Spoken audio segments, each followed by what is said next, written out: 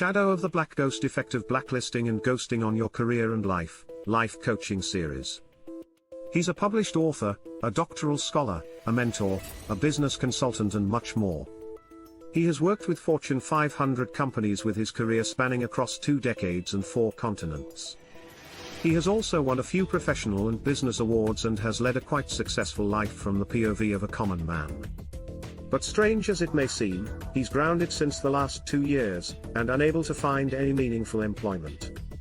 He's not outdated or redundant since he has upskilled himself in the recent years, has an ATS-compliant CV and an excellent LEED profile. Furthermore, he has a good network of former colleagues and clients who he can always contact and quote for any reference check.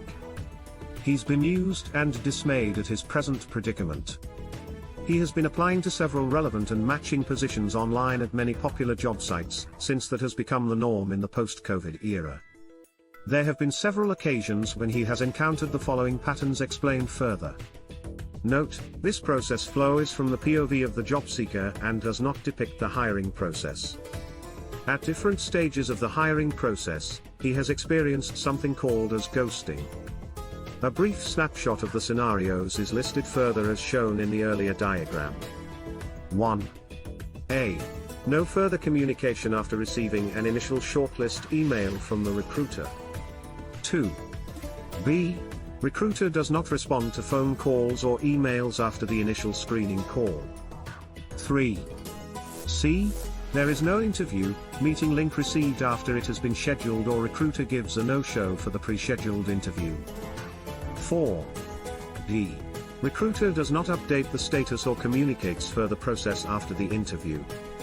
5. E.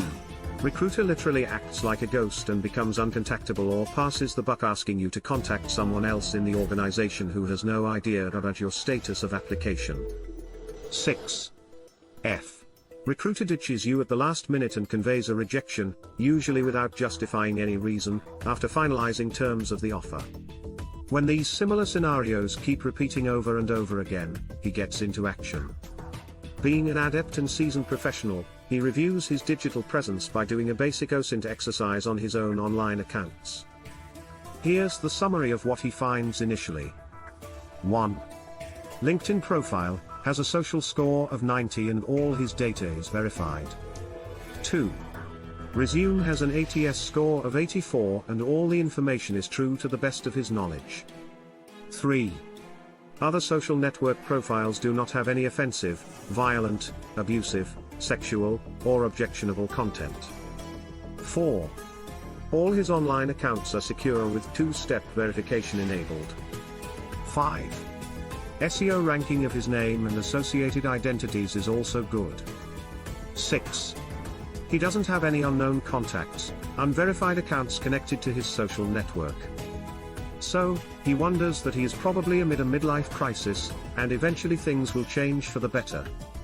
But there are questions that keep haunting him night and day. How will I explain this gap in my career? Sundry projects, freelancing, part-time work, volunteering are not going to add up to anything worthwhile. 2. Why am I going through such a rough phase?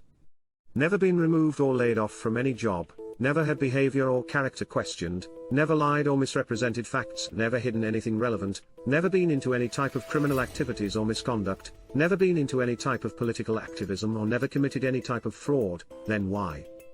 There are many such cases of innocent individuals whose career and life has been affected by a term called as blacklisting. It is the black hole of the HR domain that very much exists but is denied by everyone in the industry. I'm not referring to a plain simple case of blacklisting of prospective candidates by individual recruiters for genuine or not so genuine reasons. That is done by every other company on the planet over their internal database. What I'm referring to is the maintaining of a very large database of persons and other entities that is subscribed to by several large corporates including background screening and verification companies. Such databases are often stored secretively, and shared with select few members within the HR domain in the corporate world. Prima facie, there shouldn't be any problem in doing so since organizations need to keep a tab on who enters their organization as it is all about brand management and goodwill. The problem lies in the legitimacy and integrity of the data that is often scoured from several sources, including third-party operators, contractors, and subcontractors. The moot question is, how reliable are those players and who owns the accountability for maintaining such a database? Let me clarify that I'm not referring to data protection laws or right to privacy legislation here at all. Please note that this is something maintained privately, and is not a government database like Early Warning System, EWS, of the UK or Global Internet Forum to Counter Terrorism, GIFT, maintained by Internet and social media giants, of the US that is referred to by government agencies or CETA Goods and Passenger Tracking System, SGPTS, aviation industry, accessed by most airport authorities worldwide. A few names that I'm aware of are First Advantage's Esteem, LexisNexis, Skynet, World Check Database, Refinitiv World Check Risk Intelligence, Facebook Secret Blacklist, etc. There are big corporations that maintain some of this type of database like Thomson Reuters, Stratfor, Pinkerton Global Intelligence, etc. Once your name, identity gets inserted into it, a tag, label is attached which can classify you as a heightened risk individual or dangerous person or similar category for no mistake of yours. The database need not mention anything to justify the tag or could also contain falsified information.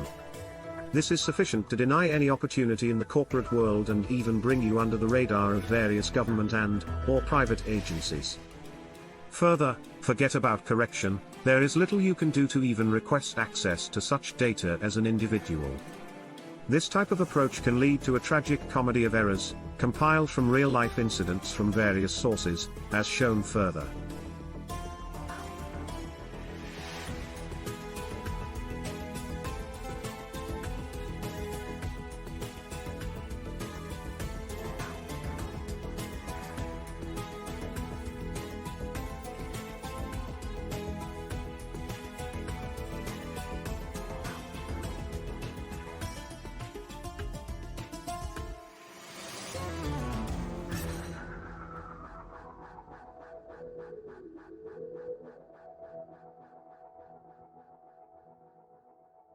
One can easily see from the above table that such data can be unverified, biased, outdated, or irrelevant.